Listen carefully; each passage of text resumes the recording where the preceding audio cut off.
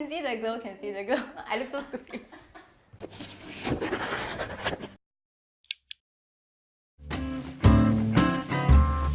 Hi, I'm Fairul and also known as Farah. I'm I would say professional drag queen. Hi, I'm Bernice. I work in the advertising industry. By nature, I identify myself as sort of more on the creative side. With that, like on my day-to-day, I actually love makeup a lot. And as you can see, I do this every day. Hi everyone, I'm Roland. Well, I'm a makeup trainer. I work for an American company now. I am a grandfather of two, believe it or not, but I'm not going to tell you how old I am. I fell in love with makeup is because of my best friend. He did a lot of makeup way back when we were a lot younger. Then he does a lot of YouTube stuff.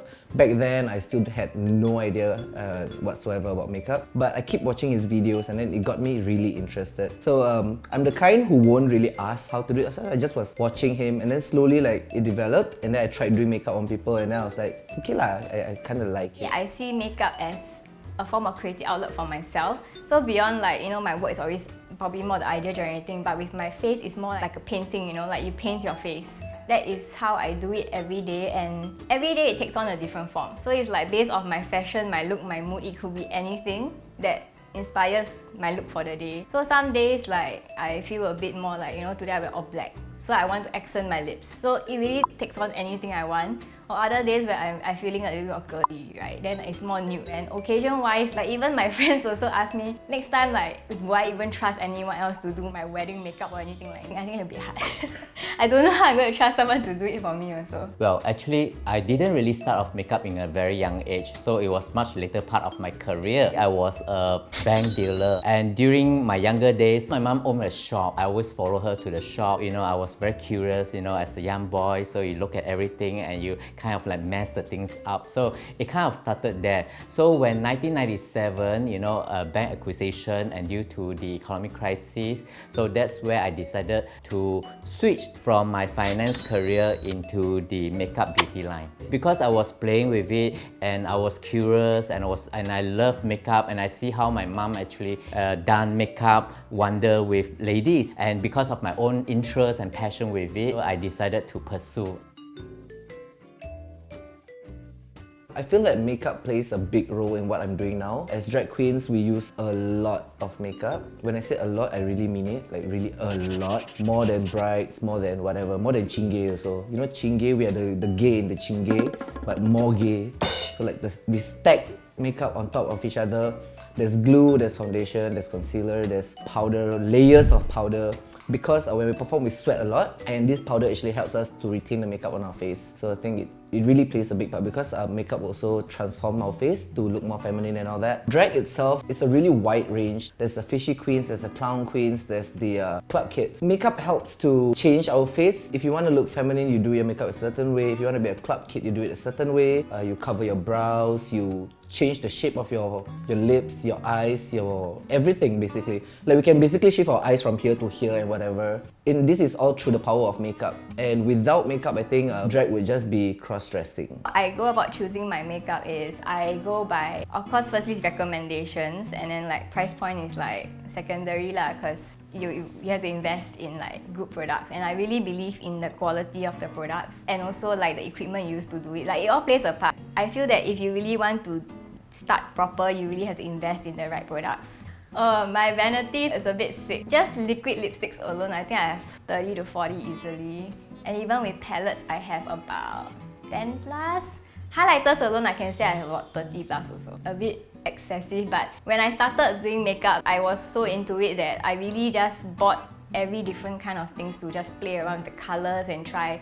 Like you have to experiment to see what works for you and what doesn't. So after playing with all that, it's about moderation as well. So now that I've done it for a few years, I already know what works for me and what not. When it comes to buying stuff, I know what to look for. So it's just really a trial and error. What happens is that because first of all, you must have the passion, you must have the interest there.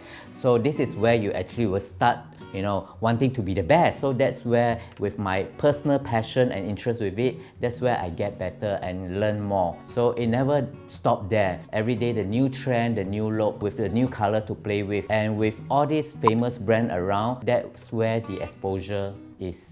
I'm doing less of hands-on makeup because I'm training the young generation. I'm a training manager now, planning programs to train the new batch, and because I love to share, makeup is something that you also learn as you share. So that's what I'm enjoying doing now. The first time I actually did makeup on myself was actually for Halloween. Back then, I thought I was doing drag. It's actually, I look like I kena drag lah. It was so horrible because when I watch videos, they bake their face. So they put like really light powder to let it sit and then like brush it off. But yeah, I put like white powder on my face and I forgot to brush it off and I went out. So all the pictures right, my face like white, like I look so stupid. I learned a lot now, so I became a lot smarter. I think what helps a lot is when you practice at home and you have nothing to do, just play with makeup, because makeup is really like, it's basically like painting. So you just have to practice and then one day you'll be good. For one of the club's anniversary where the theme was circus, and I went with a clown look where my inspiration was a clown, but I tried to make it more feminine. It's not something I've tried before, so everything was done on the spot. So I just tried it out and it turned out to be one of my most favorite looks, and it's also one of the look that a lot of my friends really liked, and I can say I'm really proud of it. I grew up in an all-girls school. When you go to upper set and stuff, people started dabbling with makeup. At that point, it was really basic, like back in the day, it was like the under-eye eyeliner. And you don't really know what to do, you just kind of do what everyone was doing. That was the way it was until I entered art school. So that's when I met other creative people who taught me a little bit more about contouring. And also with that, like the YouTube scene was also coming out with all the makeup gurus. I just got curious lor. Like my friend introduced me to a product and I can't seem to get the hang of how to use it. So I had to research how to use it, and from there it just caught on. I was obsessed with like perfecting it, and I like the cleanliness of getting like that contour and all that kind of stuff. So it went across my face lah. I used to watch a lot of YouTubers like Jeffree Star, Tati, not James Charles. Okay, so like with Jeffree Star, I follow him and I know about him long ago, so I started watching his videos, and because he himself has a makeup brand, so I also caught on, and with that I learned about the quality of products. And now we have Fenty, which is also a really good brand, and the very famous ones like Urban Decay, they're all like pretty good. But it's all based off your own personal preference. Like there's no right and wrong when it comes to makeup. Like whatever you feel works for your skin type, for your skin colors. So like all these are things to consider when you want to choose what fits you best. So what I did was I do a lot of freelance work, doing the theatre work and weekend bridal and all this stuff. Then I decided that this is not enough. So this is probably by far I could go. So I decided to join Bobbi Brown with the exposure that this American company has, and they have in-house training. So that's where it kind of made me have more hands-on and more training.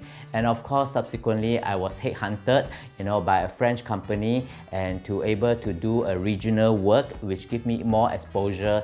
And of course, I was sent to Paris and Tokyo for some exposure. When I first started, it was like counter selling. The company is a makeup brand, and when I was with MAC, they do have fashion show, fashion week, and of course the drama week, where actually I can have work with a lot of models and some superstars, some Korean stars. During that time, it was very popular. And just to name a few, like Bernice, Tom Hanks, Li Bingxian. I get the exposure to go to Hong Kong, and I work with Ying Choi-yi, Angelababy. So the exposure give me not just overseas as well as local artists.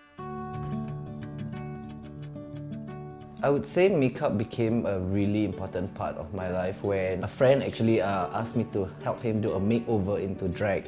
And then I'm like, I'm not a makeup artist, so I don't really have the confidence. But he said, but I really like the way you do your makeup, so can you just try it on me? So I was like, okay, sure. So I went down and then I actually did, I asked him questions like, what kind of makeup do you want and all that.